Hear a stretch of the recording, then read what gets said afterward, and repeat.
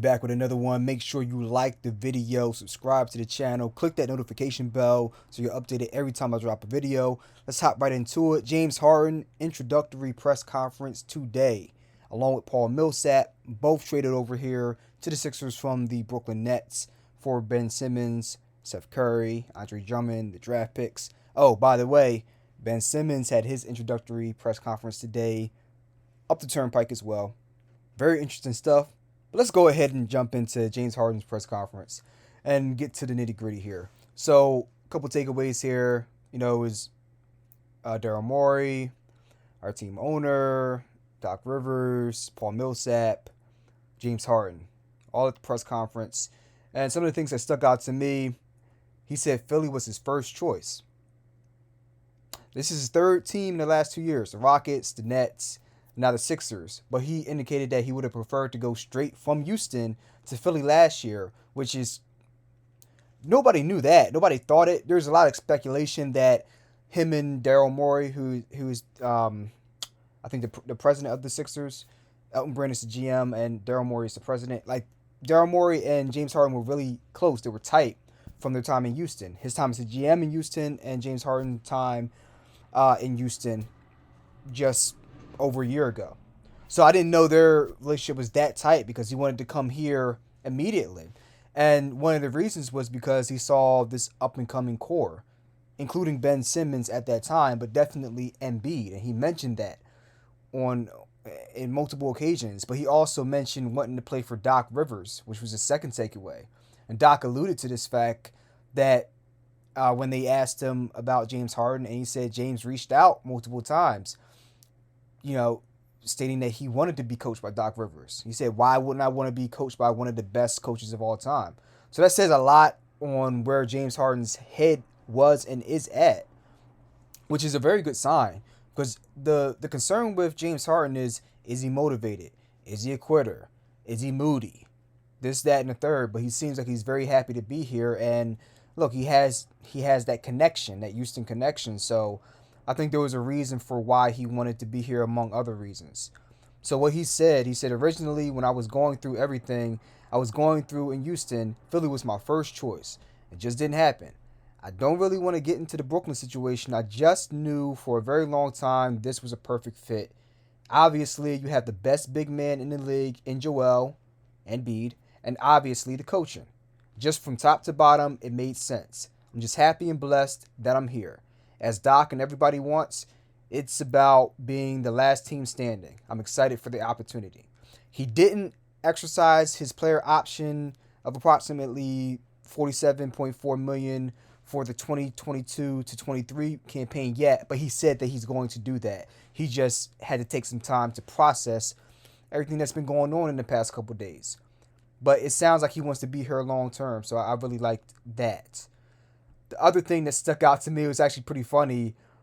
One of the reporters asked Paul Millsap a question, and he finally got a question, and Paul was like, first off, I appreciate it. It was getting a little weird up here, with all the questions going to James Harden and Doc Rivers and so on and so forth from Daryl Morey.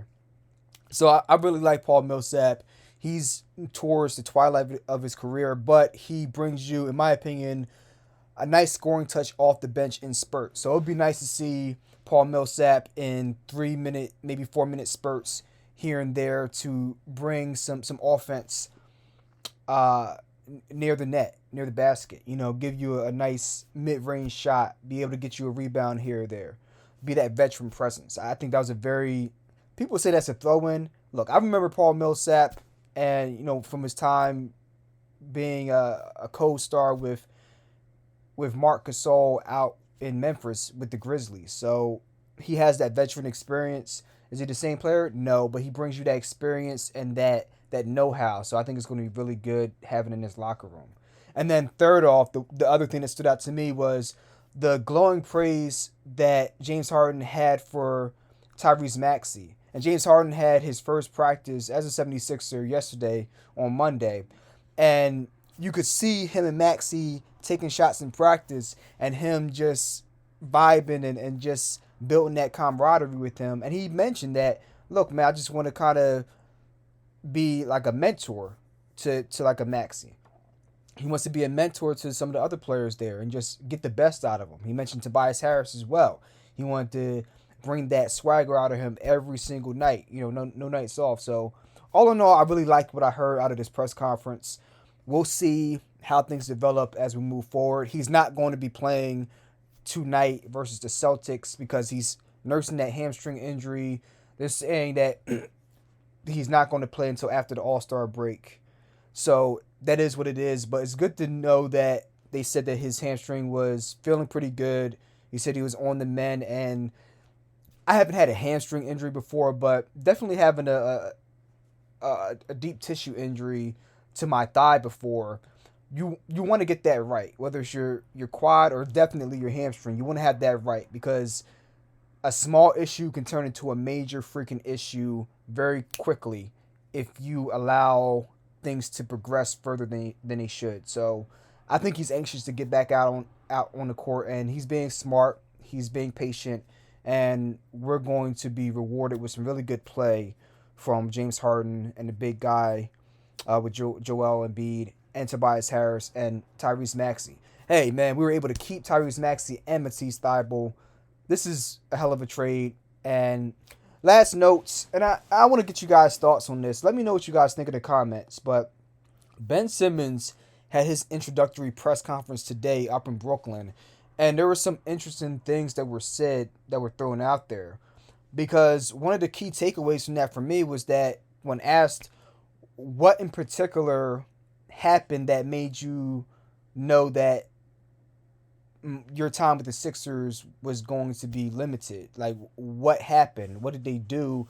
Was it Doc Rivers? Was it Joel Embiid? Was it them not supporting you after the Game 7 in Atlanta when you were catching flack? What was it? And he said there wasn't any one thing. It was a culmination of a lot of different things behind the scenes, that weren't particularly basketball related. He was saying that I had a lot of things going on in my life that I needed to get right, and it didn't have anything to do with basketball or the team.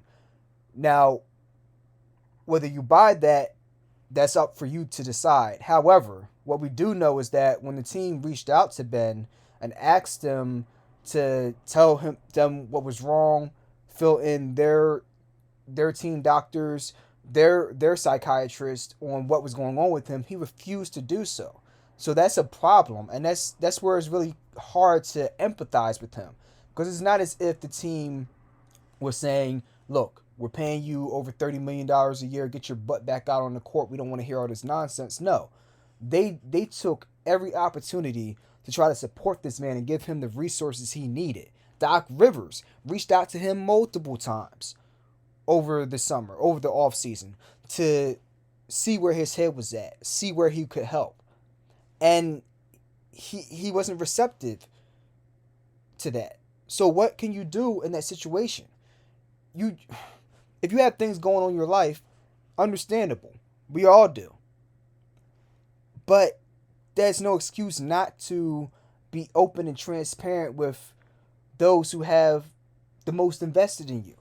Whether that be family, whether that be your job, whether that be if your job is working in construction, whether your job is working in research, whether your job is playing basketball under a multi-million-dollar contract. I know people get wrapped up in, he's making millions of dollars, he should do this. Cut it out. Cut it the fuck out. I'm just going to throw it out there. The money is relevant in a certain way, but it's not relevant in terms of where a person's mental health is. Okay? You can't try to determine what somebody's mental state should be or where they should be at in their journey based off how much money they're making. Oh, you getting paid $100 million. You better have your shit together. Okay. It's perspective, my G. If you're making $100,000 a year, not even in the same stratosphere, a person that's making $50,000 a year might be looking at your ass the same way. Or somebody that's making $20,000 a year might be looking at somebody who's making $50,000, $60,000 a year the same way. Like, I'm only making $10 an hour. You making $50,000, $60,000 a year, and you complain about this shit? Get your mind together. So people really need to check themselves, and I really tried to tone down the cursing and watch my language. I don't like being a potty mouth, but that's something that grinds my gears. I understand we're talking about athletes that are making money on the highest level, but you need to check yourself.